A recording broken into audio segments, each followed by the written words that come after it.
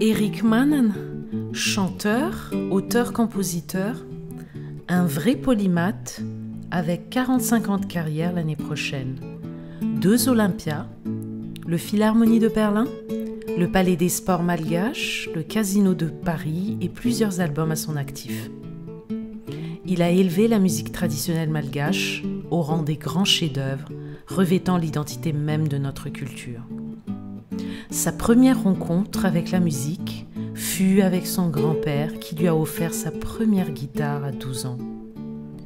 Une jeunesse insouciante, avec l'apprentissage du chant dans une chorale, et puis les Vomentlan, un groupe de jeunes dans lequel il faisait partie au lycée Galeni.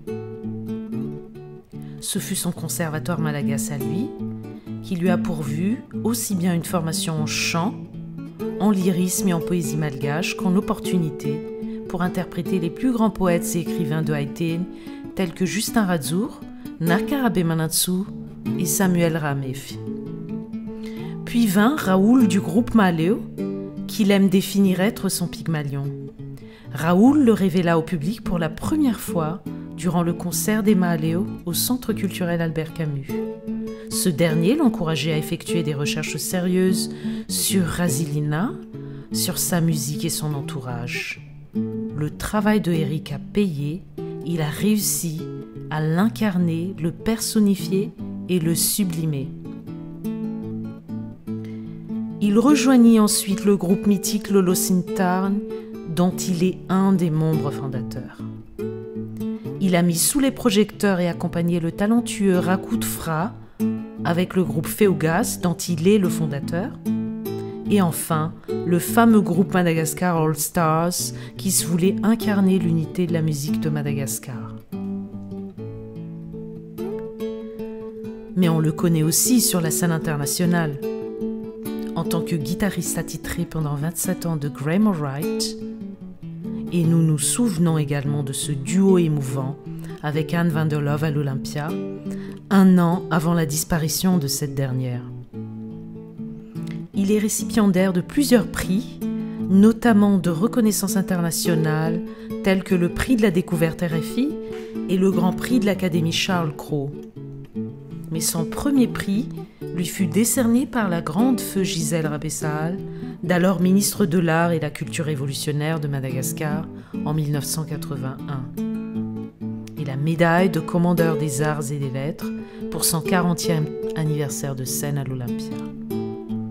Ces chansons sont des confessions qui nous consolent souvent, qui nous rassurent, qui nous bousculent, qui nous émeuvent, mais toujours nous font voyager, nous ramènent à la source Madagascar. Eric a apprivoisé la musique dans les rues de la capitale de Madagascar, à Antananarivo, Tenyambuntambu. Il est autodidacte, comme il aime à se définir. Il a appris la musique par le Louvain-Tsufn, la fameuse transmission par l'oreille qui est typique de notre système d'apprentissage et de transmission en général.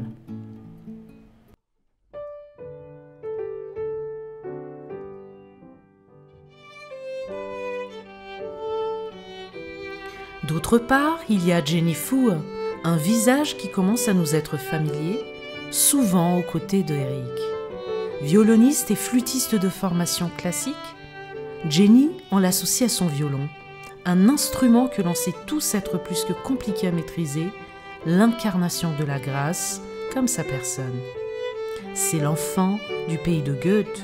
Elle a appris la musique de manière plus académique en lisant les partitions. Jenny, c'est aussi cette petite fille à qui ses parents ont offert son premier violon à l'âge de 4 ans. Son enveloppe sensorielle a été enrichie par la musique classique, avec une mère violoniste et un père pianiste de classique, eux-mêmes intrigués et ouverts aux musiques folks et traditionnelles du monde entier. Elle a fait son master en ethnomusicologie dans la prestigieuse université de SOAS, School of Oriental and African Studies, de Londres, et son doctorat à Southampton. Elle a présenté sa thèse sur la musique malgache en traquant les spécificités de ses rythmes. Elle est récipiendaire en Allemagne de plusieurs prix, dont à 2 reprises le premier prix national du Jugendmusiziert. Un jour d'automne à Cologne, Erik Mann, avec ses 4 autres comparses, de grandes figures de la musique malgache, en la personne de Régis Guisav, Dame, Justin Vallier-Fenoimp, alors invité par la fameuse radio allemande WDR, rejoignent le studio d'enregistrement de Cologne pour le projet Madagascar All Stars. Jenny était présente en tant que chercheuse pour agrémenter ses documents de sujet de thèse. Leurs regards se sont alors croisés, leurs destins se sont entremêlés, la guitare a trouvé son violon, le sud son nord, la musique son la. Alors sûrement comme leurs fans ou juste des mélomanes, vous aussi vous êtes intrigués par ce tandem. Que devient la musique traditionnelle malgache une fois infusée avec la musique classique? Que devient le style de jeu européen quand il rencontre la musique traditionnelle malgache? Le tandem vous donne rendez-vous pour un concert live stream. Et vous y découvrirez que peut-être il y a un pont entre les 2 univers, peut-être qu'ils ne sont pas si différents finalement. Ils chanteront leurs classiques en vous présentant la galerie de portraits qu'est leur chanson à travers une entrevue qui sera orchestrée par Vulatina Rag.